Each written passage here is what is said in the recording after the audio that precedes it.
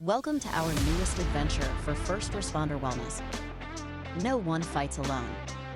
In-depth conversations about mental health and culture in the first responder space. We're joined by your co-hosts Austin Pedersen and Brad Shepard.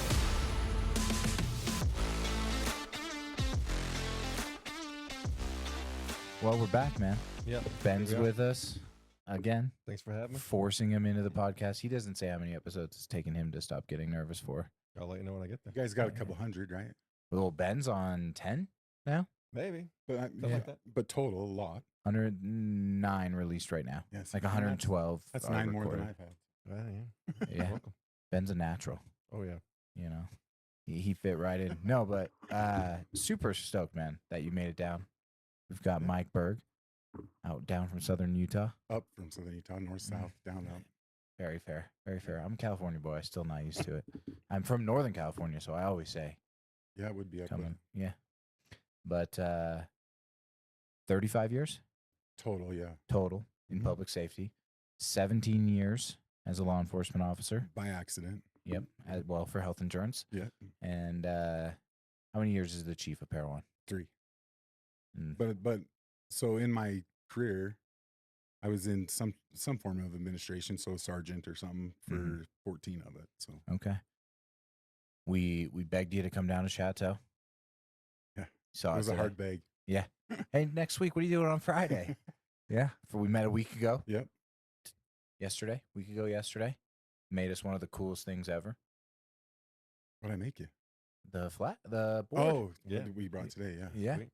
Yeah. We're gonna have to put that on our social media now too. Maybe credit you. Yeah, it's fine. I don't have my social media account hasn't been opened in a while, so Perfect. yeah, it works. Perfect. But what do you think so far? It's absolutely amazing. And so the text I sent you guys, I pulled in your driveway, right? Like I sat out in my truck for a few minutes and just took it all in. The atmosphere, but more importantly, what they're being offered and how to start working on themselves, I think is above and beyond everything that I've learned the last 4 years about it. It's awesome. And you got to sit down with Ben. Heard Ben talk a little bit about our program. Is it what you thought? Not at all. Was it what did you think was happening during treatment? So for me, like when you hear residential or inpatient treatment, I think of the state hospital, right? Institutional type stuff. Not something like Chateau does, right? Something that's an environment that you can actually fix yourself in and have the skills and the support to do that. But what I really found impressive about it was the outside support that you're going to need and how that affects your family. To me, that's huge. Like you guys are going down a path there that will make somebody successful. Ben, you've heard that before, right? Heard pieces of that, yeah. Well, I'm talking more Yeah. the institutional, like, Oh, yeah. the idea of what residential treatment is just this. So white floors, white Yeah. walls, bright lights, right? Cinder The blocks, pull yeah. screen, you Mhm. know, the old folks home of 1980s. Yeah. No, it's a really common assumption, and there's lots of folks that recognize that. And I've also when I've heard officers that have been sent, my initial reaction is, well, he's a drug addict or Mhm. this or that. It's not even thinking of him as a human being, right? Because he's going to an inpatient or a institutionalized program. Mhm. So he's all messed up. He's not a guy like me. What? He's not like me. That's right. Yeah. That's how you feel. And this changed that.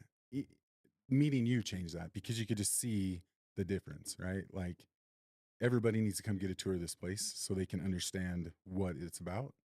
It'd be easy when it comes time to, if it was needed. I'm gonna have to use that slogan on our website or something now. There you It'd be go. easy. Well, I think we've seen over the years that people who are curious about this space and spend time going to different places Yeah. just becomes more and more knowledgeable and seasoned in how they kind of ask questions and navigate it. But I think it's cool to watch more and more folks get curious, get involved, make the drive, come up and join us and see what you see. When That's you think cool. about public safety, there's so much at play with mental health. Like I even think about the therapists that don't understand the culture. I think about the new therapists that are in school now. What's going to make them successful in helping first responders, right? Because if they don't understand that culture, they won't be good. Yeah. Well, I mean, we talked about the podcast, for example. Like I felt we started this in 2020. Huh. It was our first episode. No, 2021. 2021. So this is your fourth season, right? Yeah. Fourth season. I don't know if we've done the seasons great.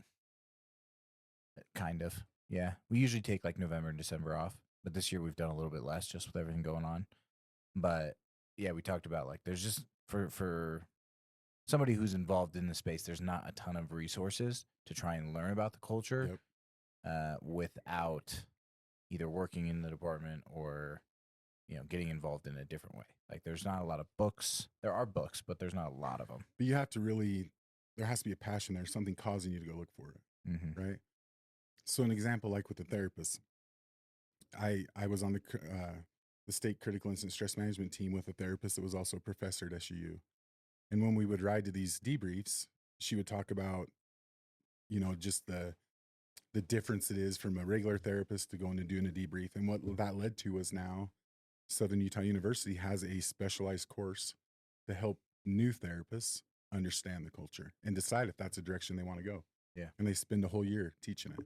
Yeah. And that's huge because it's like the Officer Critical Care Conference. Like the whole idea is to bring therapists in and let them ask questions and do things, because I think it's easy to be offended by a first responder as a therapist.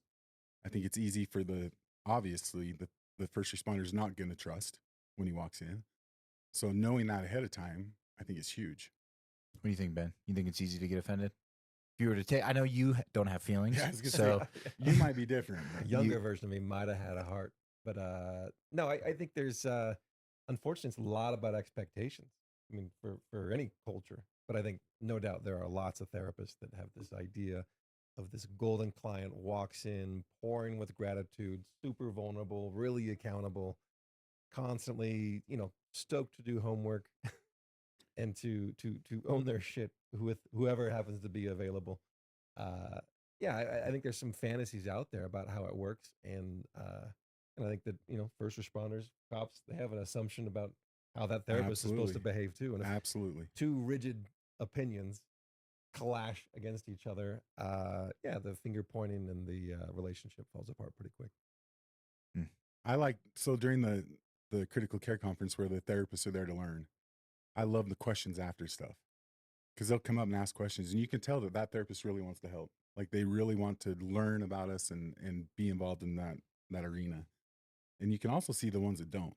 Yeah. And you also see that in their surveys at the end. that was the most interesting part. I Yeah. read some of the emails that were put out So afterwards. that was because a therapist in that room believed that Mariah had bullied me to talk about my sleep issues.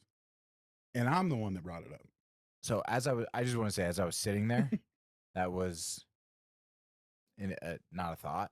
Yeah. And I could see where they're coming from, I guess, if you really like dove down and really focused on that. But I do think that what that conference showed me was that we still in Utah need a little bit of work in training our therapists. Yeah, and that knowledge of the culture or the mindset of that first responder is what makes that successful. Like if that person that would have said that would have come and asked me, I'd have sat down and talked to him for an hour about it. Yeah.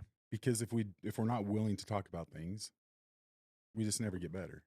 So if you saw where I sat in the front right-hand corner. That was so I could look at everyone. Yeah. I could. And the exit door was right there. It was close. Yeah, it was. I think after the initial panel in the first hour with the 4 or 5 of you guys Yeah. that did that panel, you could see the look in people's eyes who either no longer wanted to be there Yep. or were now. And A we little bit, actually yeah. reimbursed 3. Did you? We'll excuse me, we'll tell them if they have a question about something and they decide that this is not going to be for them, she'll reimburse them. Mm. And 3 didn't come back. And that's great. After the first hour. Yeah, after the first day. Okay. But that's great because now they've realized something. That's also great for the police culture, the first responder culture, because now we're not going to have a therapist that doesn't trust in it or doesn't believe in it, inviting them in and then causing that adverse reaction within the culture. Yeah. Oh, I didn't know that. That's interesting. Yeah. It doesn't actually surprise me though. And I think I know the 3. It surprised me so this is the 3rd year, Mhm. right? And it very much surprised me, because I always looked at a therapist, not knowing, not understanding, but I always looked at it as this, like you just said, like this reasonable person that is going to take all this information and fix me.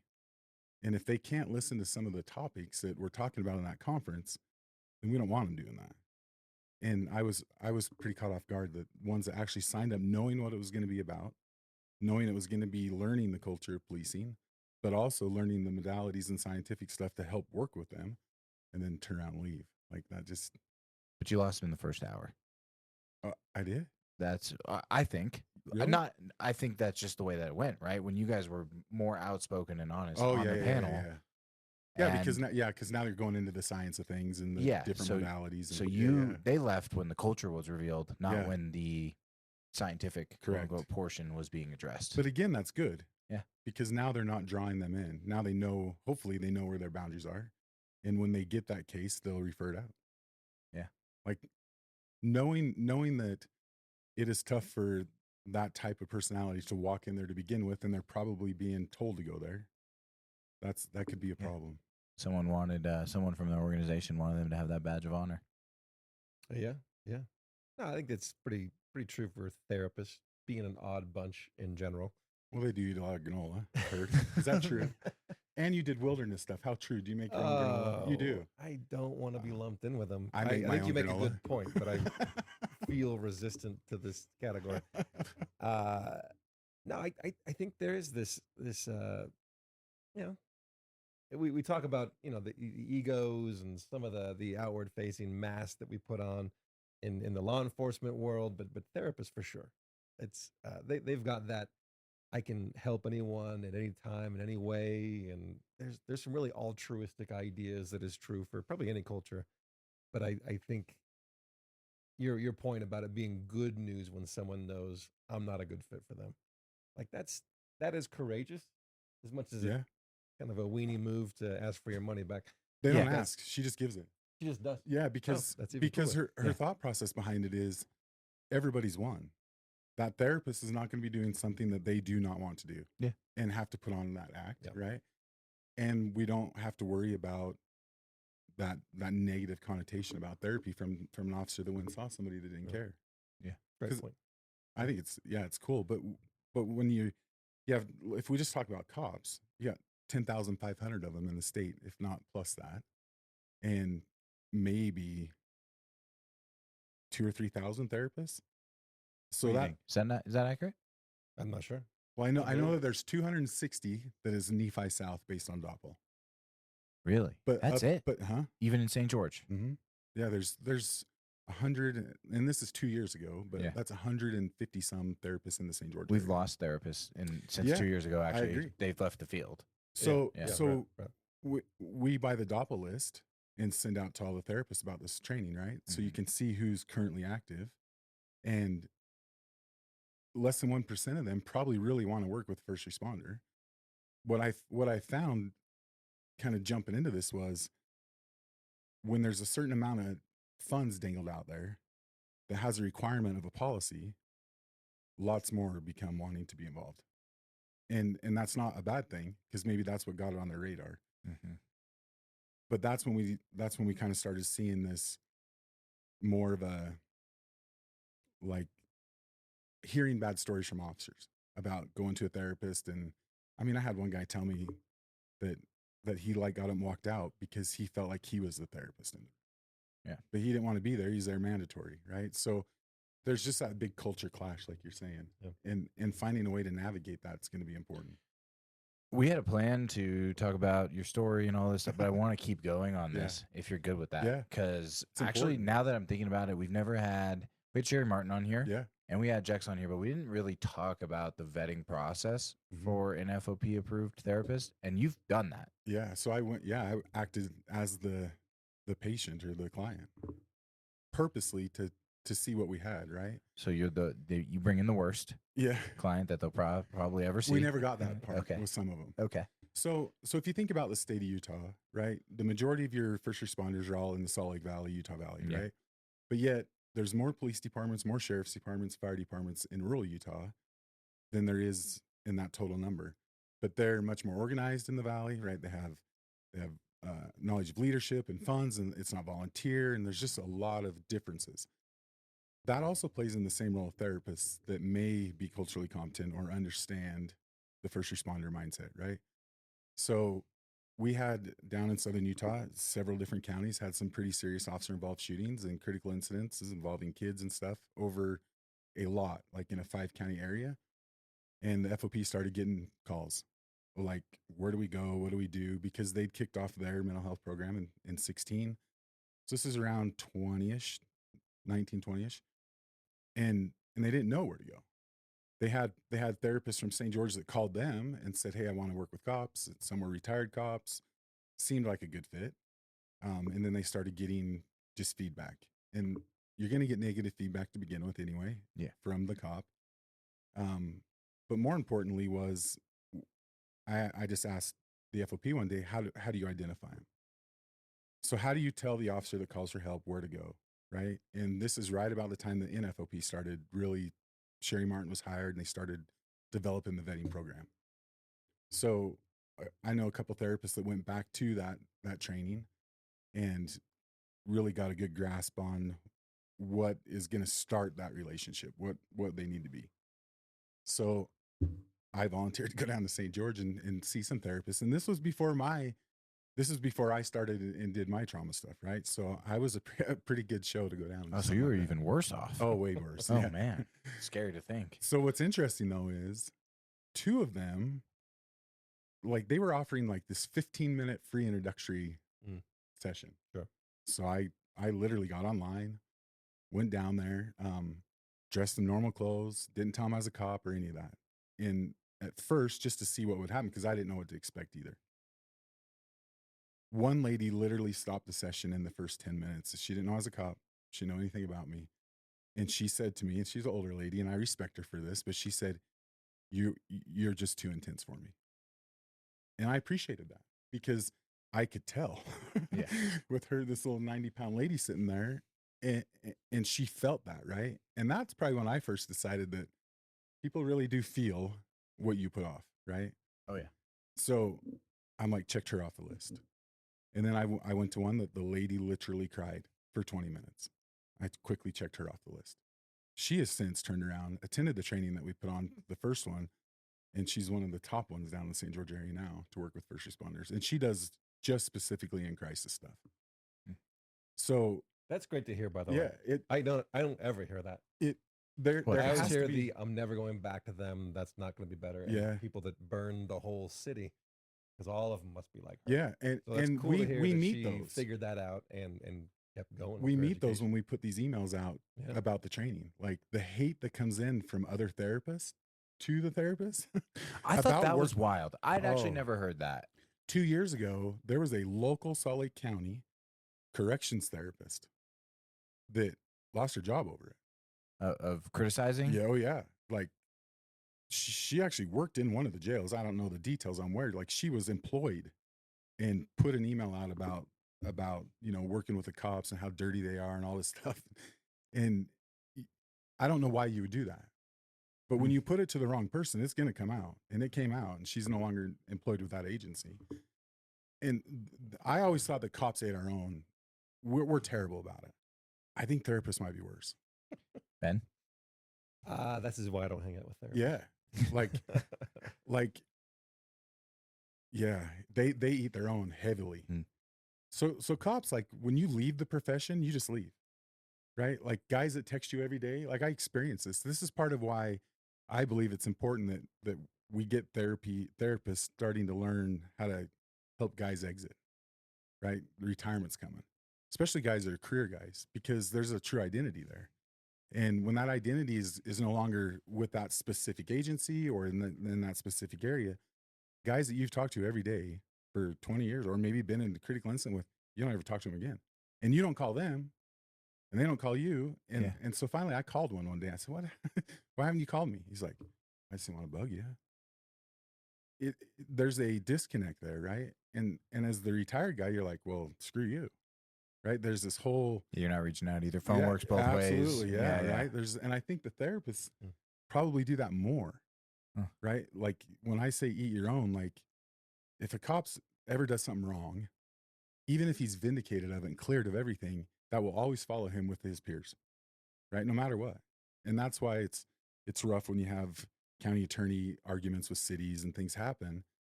But now that's a part of them, right? And the culture within who we are just cuts them out. They could have been the best officer. And I think that therapists kind of do the same thing. And that's not a good mix to have sitting across from each other in a room if you can't respect each other. I mean, is there a difference in opinion on like a therapist that say may be employed by a city to private practice to like a residential treatment center to a hospital to a, you know? That's a great question. I think there are a lot of silos and a lot of I mean, I assume there's a judgment from the distance. Yeah. Not a lot of therapists move around. I think some of the better therapists are the ones that did residential or some other sort of thing early in their career. But we have a different world now where we got people who have left college, started a private practice, they Yeah. might do a On private their own. practice, Zero experience. and they've had no other feedback. They don't get any supervision. They just be in their own little heads, and that's at times pretty self-righteous, pretty disconnected, and yeah, they've got all sorts of assumptions about how the world works. So no, I don't. I'm not too surprised by that. And at the same time, we just don't get in the news very often. And when you Well, do, and it's that's for the- something pretty terrible. Right. And that's the other Correct. part, right? Like, Yeah. so from Floyd on, doesn't matter where you live, if you wear a badge, Right. Oh, you're a 100%. piece of dirt to a lot of people, right? Different world. Yeah. Even in little old southern Utah, like we felt that. Really? Oh yeah. Oh, yeah. So I mean, we're in a red state, Yeah. and oh, I absolutely. thought, I mean, Salt Lake, 100%. I've talked to tons of Salt Lake PD. We saw some of the riots and Yeah. stuff like that. Some of the flashback, but even, and I haven't. I'll tell you, I've been terrible with Southern Utah law enforcement agencies and getting to know people and everything. But you know, along the lines of like Draper and stuff, they're like, hey, most people are still like, thanks for showing up. I agree thanks for," 100%. You know, when it comes to actual conversation with Mhm. somebody, I think that being a red state, I think Utah's very pro police. But that's not where the cops get it from, right? They get the anti-police feeling and the belief from friends and family on social media. Mm. Most cops probably aren't on social media. If they are, they're on a lot and they're doing it for content or whatever, and they see and can understand that. I think the majority of it comes from a wife heard this or a kid heard this. I'll give you a great example, a personal example. So, and this doesn't really have to do with the whole movement, but just being a cop kid, right? So my daughter experienced that at a local high school where I worked for 15 years. And the pressure that she experienced was from a kid that I dealt with as a school resource officer. And when she told me about it, like I was instantly upset, right? I'm like, I'm sorry you went through that. And then I want to go find this kid and have a chat with him now because he's 18, right? So what's the thought process there, right? Yeah. So instantly I'm on her defense, when in reality, she was on my defense. Like she played that role and took care of her own problems. She didn't need me to take care of it. But my perception of what happened was this huge ordeal. So when you talk to cops about the anti-police movements and Black Lives Matters, I'll tell you a cop's biggest asset and benefit and advocate in the state of Utah is was it NAACP? Loretta is her name. She is the largest advocate for law enforcement. But yet nationally and traditionally, that group's against them. And she has done more good for us and the relationships that she's built, right? And it's amazing. Like she started and founded, which is now a nationwide thing, a day that they recognize cops. Now, cops love awards, right? They don't want to be there, but she did that. And she does amazing things. So it's not necessarily this national thing as much as it's our own thing. Yeah. The belief, right? Yeah. Because Well, they'll use it. I've used it in city council meetings. Yeah. Because that's just how you feel sometimes. yeah, and then it feeds that whole reason of yeah. why do I do this? For sure. Right. Yeah. It's easy now. I could retire now and never think twice about it. And that's a lie too. Yeah. Right. Like You're 1 foot out, 1 foot in, 1 foot out, aren't you? and those, from my own experience, like that can be dangerous, right? When you're kind of there and you're kind of not, or an officer's been disciplined and he has to come back to work and however, cops also talk a lot. So it got out and now somebody's looking at this officer differently, even though he did nothing wrong. that's why understanding our emotions and our fears needs to be a part of who we are. Yeah. That's how we stay good police officers. Well, let's dive into this a little bit. Tell us about your career and what you went through, So what your with family went through. yeah, You've even got a news article about you. yeah, Like you're an couple of important guy. So I think it takes somebody willing to stand up and say something, but that person has to be somebody of importance to the officer. And I'll say officer a lot, but I just mean first responder in general, right? Because it doesn't play just within. I think our culture is a little different, but it's the same. So for me, it was my wife, right? So we'd been married 25 years, and she literally told me that she was going to divorce me if I didn't go fix my head. And I'm like, what are you talking about? And to this day, I will still tell you that not talking about things to her, I felt and still felt like that was protecting her and the family, even though it was absolutely not, right? So I did what every good husband's going to do, and I found the first therapist in the phone book, and I went, and it did not go well. And this is in Parowan or No, in it's Cedar City. Cedar City? Yeah. I just found a therapist. I thought that's what she wanted, right? So when I sat down with this therapist, we did the hour session, and it was really awkward for both of us, and we shook hands and left, right? I go home and I'm like, hey, did therapy, things are good. And I like she them was laughing over way there. smarter than that, right? And then it just kind of progressed for me. And then I started realizing I'd have just an angry outburst. Not around anybody, just with myself, right? Like in my office or whatever. And I couldn't figure out what was causing that. And then I listened to some leaders in the policing community talk one day about their officers, they just need to get over it. And it was about a crash that some little kids that died in. And that's the day that like I mouthed off to those chiefs. And from that point on, it became a passion. But at the same time, I took my wife seriously, found a therapist, and also started going through that process.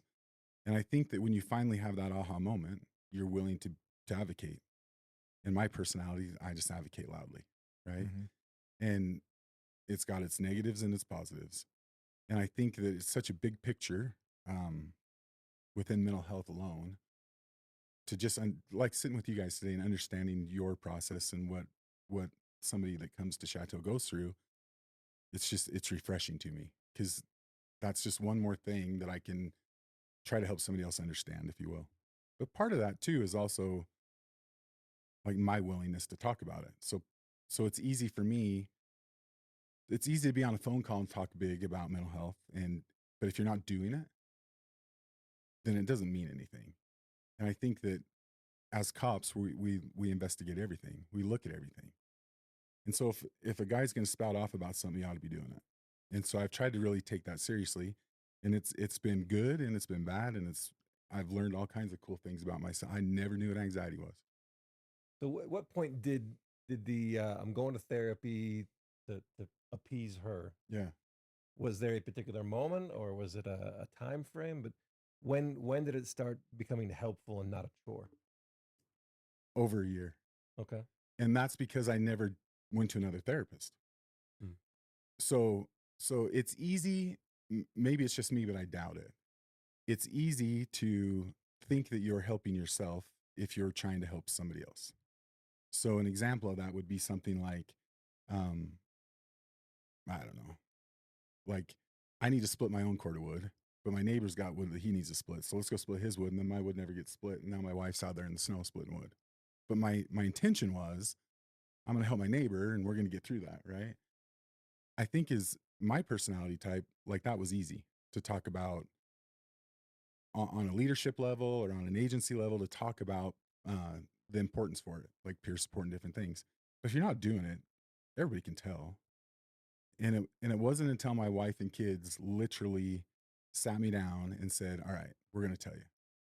And I was just dumbfounded by what they told me, because I'm not angry, right? I didn't have the angry outburst in front of them. Would they say you're not angry though? Yeah.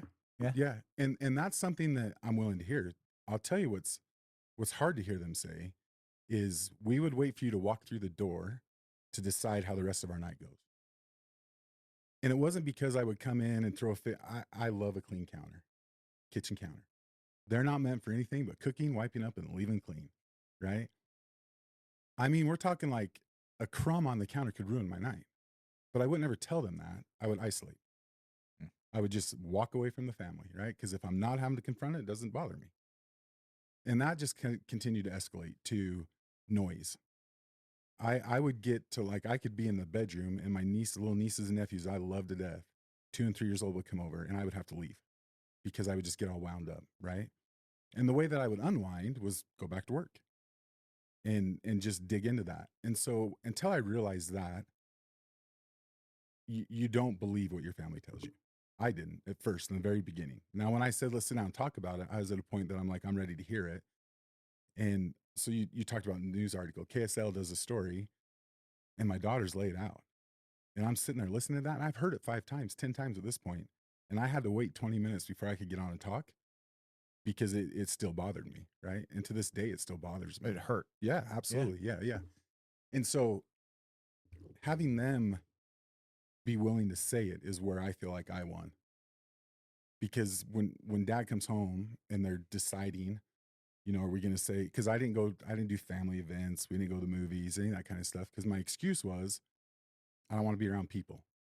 I'm around people all the time.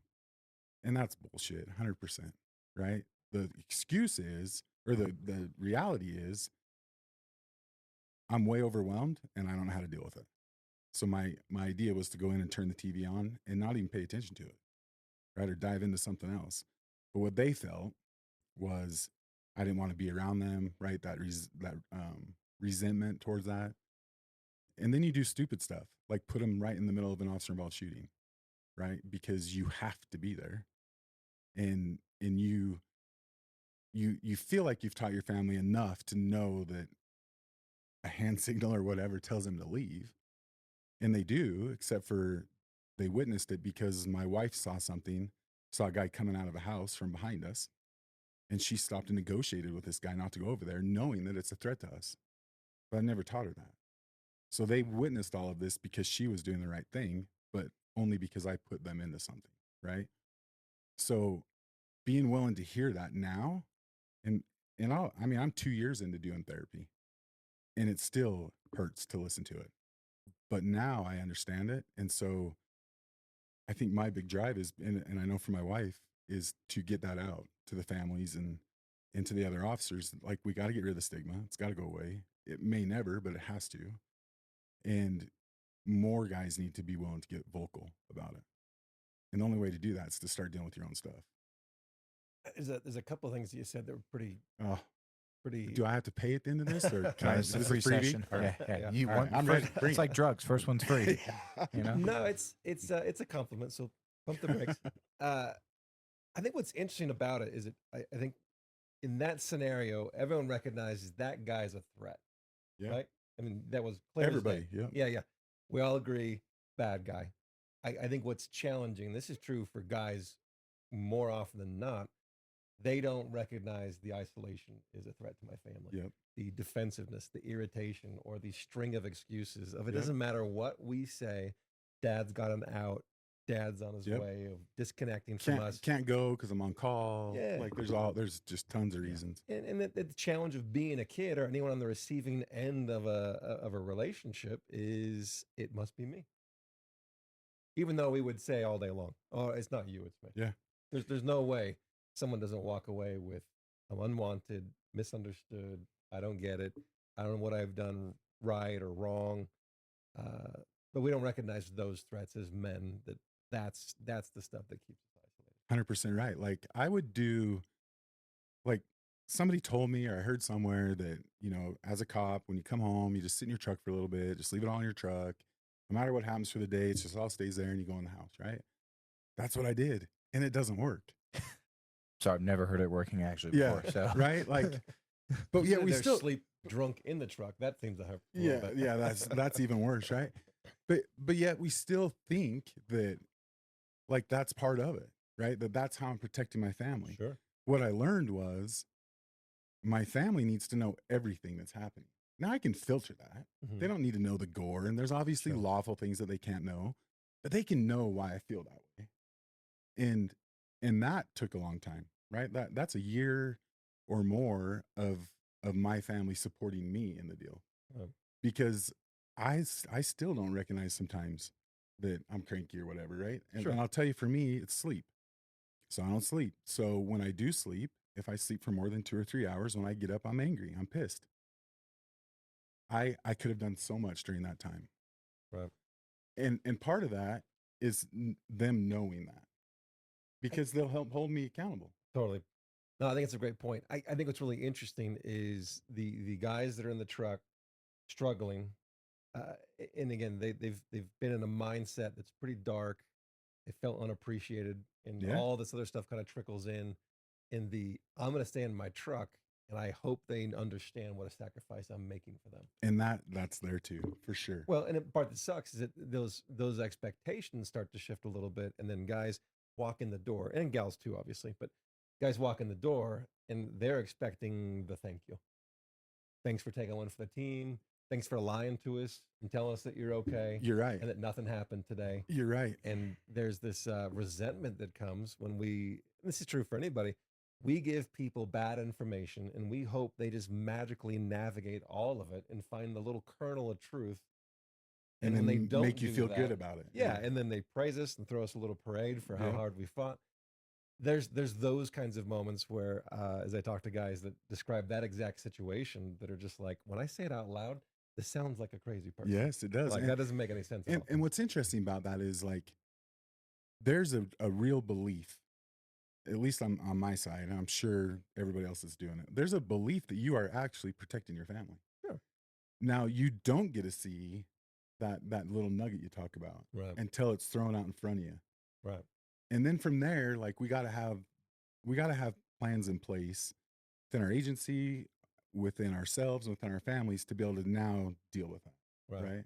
Well, and you make an interesting point. I do think, and I agree with you. I think it comes from a great place. And again, it comes from just a void of information about what the family really wants to know. For sure. I think there's moments where the family's saying, this is the classic scenario is the spouse is a first responder, nurses are notorious Yeah. for tell me what happened. And the assumption on on one side is, well, if I tell you about all the the blood and guts and the whatever, I know that'll hurt you, so I don't want to do that.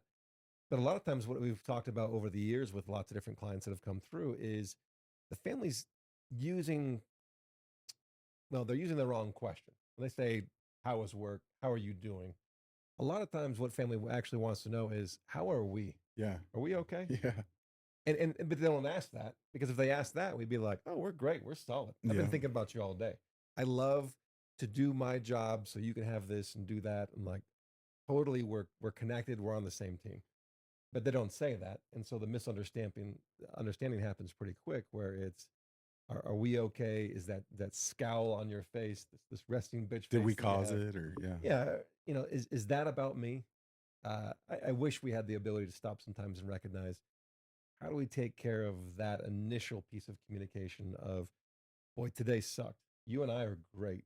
Yep. I'm so stoked to be home with you. And I you- also need a minute.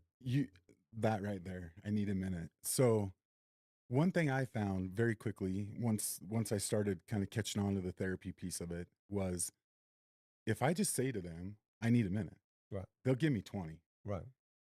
Because they understand why I need that minute, right? So the particular therapist I seen, like, she was really good about helping my family understand what they're going to see, like what you guys are talking about today in your curriculum here.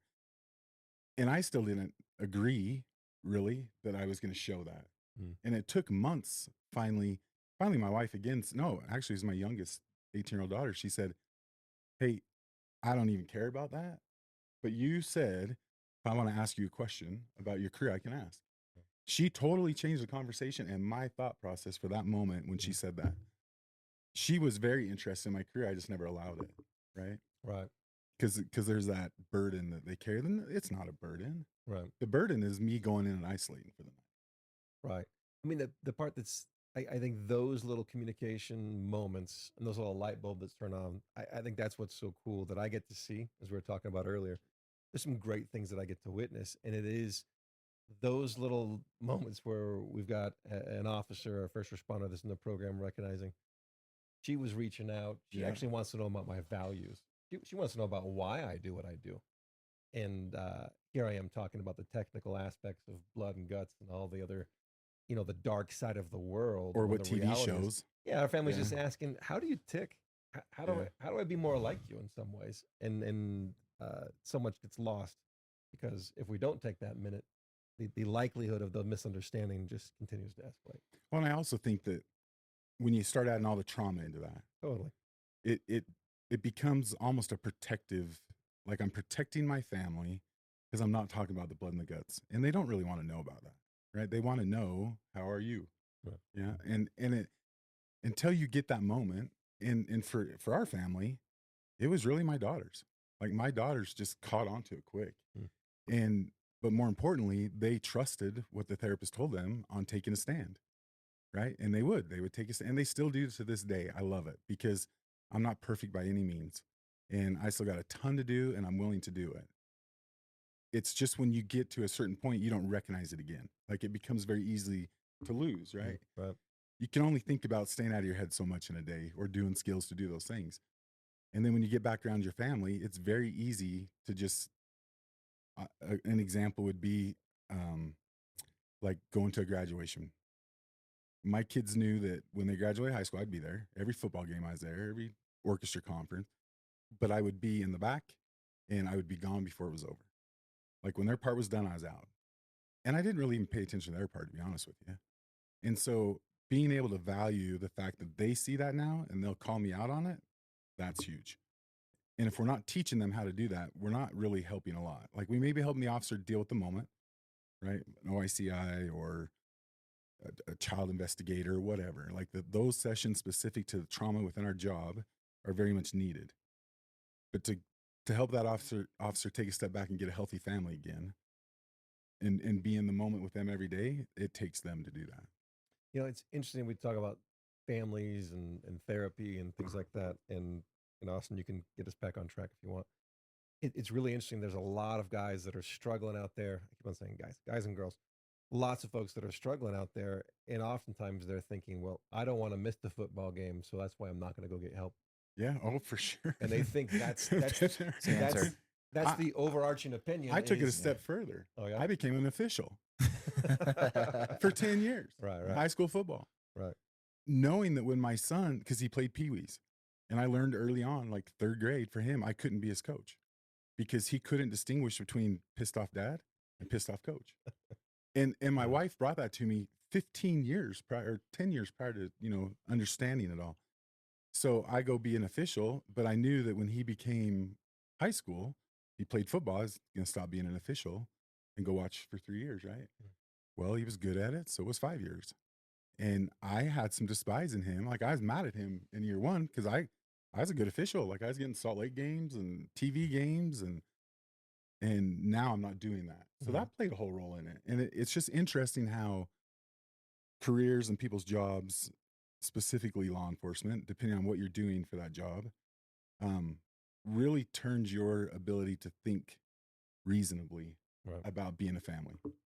Well, and like you mentioned a minute ago, I think there's something funny about trauma where we get in this tunnel vision, and when we're in survival mode or dysregulated, there's a lot of ideas that don't make sense. It's a lot, That yeah. we need to make sense, and we need to justify, and we need to we need to make have some harmony with our values. But I think those moments, that's why I appreciate this part of your story. I think realizing that, as you said, it's bullshit. It wasn't really what you wanted or No. what they wanted. It was just some of the noise that gets that happens sometimes in relationships where lots of good people trying to figure it out, doing their best, but some of these little games and some of these little ideas just get stuck. And meanwhile, 10, 15 years, look back thinking, what did we just spend our time doing? Well, I loved my career, right? Like I wouldn't change a thing about any of the job except for being open with them every single night. Mm. I would change that every single day because now I can kind of see and understand. And again, it's because they're willing to say it, right? I can see how they felt. And that doesn't please any dad. Like, he doesn't want any of their kids to feel worried or upset when you come home from work or whatever. I also think that it plays a big impact more in rural communities. And I think it's the difference in the job. I think it's the difference in availability for families to get sessions and therapy and understanding and even talk about it. Even just have the word therapy come up, I think is different in rural Utah versus a Wasatch Front agency.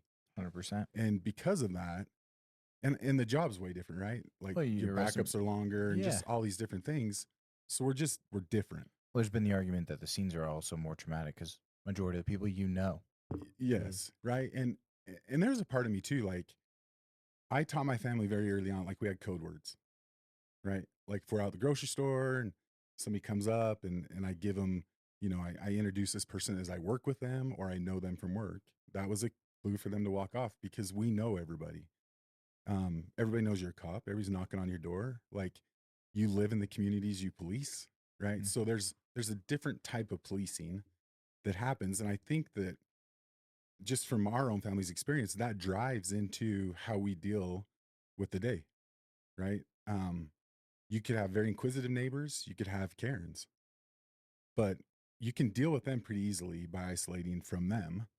But when you now do that within the home, it just increases the problem by 100-fold. Yeah. Yeah, I guess the message a lot of times in this process, especially when it comes to residential treatment, you have to look at it and examine it a lot more often. Yeah, for sure. Our favorite solutions are usually the problem. And I learned that today, actually learning about your guys and what you guys do here, right? Like, I looked at a couple things you had up on the screen and I'm like, whew, I could work on that a little more.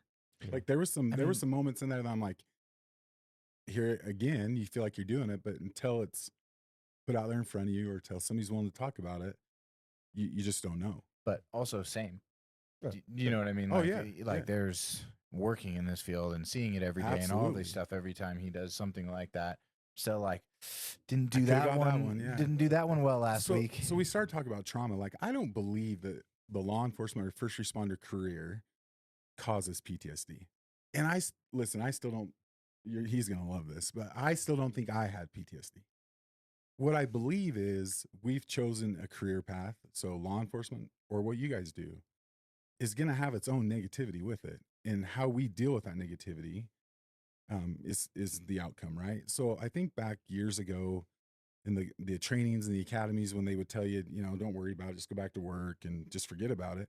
Like, that was done in a manner of, that's what works best for us from what we know now, right?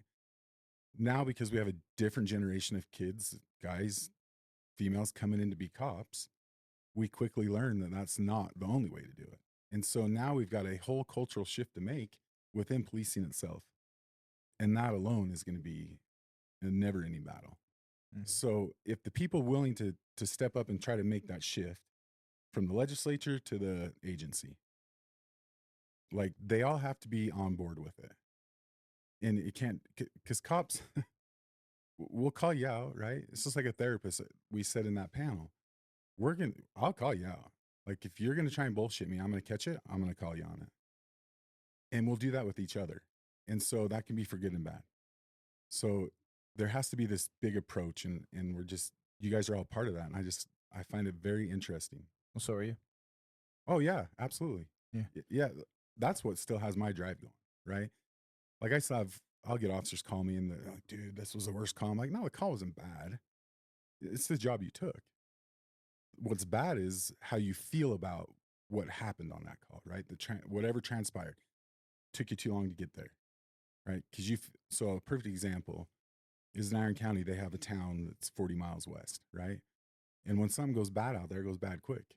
And it'll be one officer responding out there at 2:00 in the morning, 120 miles an hour, because it's a bad call.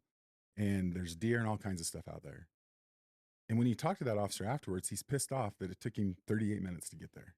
Mm-hmm. Because if he'd got there 36 minutes and 40 seconds, it would have been all better. Yeah. And it's just not true. It's just who we are. And so I think that this big group of this team for mental health, right? From the therapists to the treatment centers to the people funding it to the agencies, like, we all have to understand it. But if we're not willing to I don't know, if we're not willing to say that we've had that issue, right, and that we are working on it, then nobody's going to believe it. Yeah. It's just going to be there. We've officially run out of time, That's great. and you did a great job. But I do have one thing. If you have anything you want to leave any of the listeners with, any advice or, any little nuggets of knowledge, whatever it is, I do want to grab that from you. I think for me, so I kind of figured you'd say something like this because I listen to your podcast, right? Yeah.